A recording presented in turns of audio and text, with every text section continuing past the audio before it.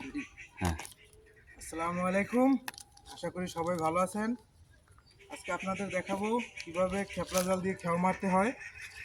প্রথমে এইভাবে সুবিধা মতো গুছিয়ে নেবেন হাতে, তারপর যে কোনো স্থান থেকে এইভাবে নিজের কনুইতে একটু বাজিয়ে নেবেন।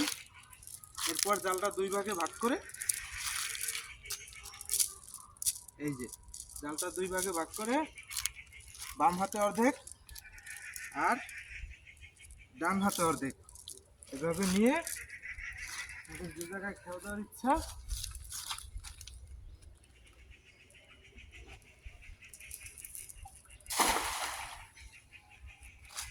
যদিও খেওয়াটা একটু ছোট হয়েছে, যেহেতু জালটা শুকনা, তার জন্য সম্ভবত। যাই হোক, দেখি আমরা এখানে কি মাছ আসে। তো আপনারাও দেখেন, সম্পূর্ণ ভিডিওটা আসলে ভালো লাগবে আপনাদেরও।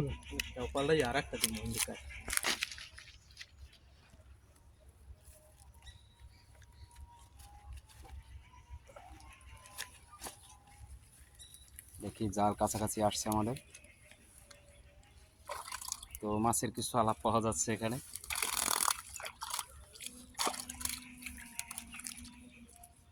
জালটা এখান থেকে আসতেছে না, ওখানে কি সম্ভবত বেজে গেছে, এরকম ধরছে এখন।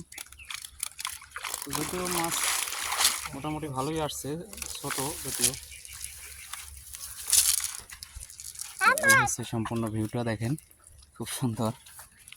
ভালোই মাছ আসছে। মাছগুলো আর কি এখন পর্যন্ত আর কি বেশি একটা বড় হয় নাই, ছোট ছোট আছে, বেশি দিন বয়স হয় না আর কি।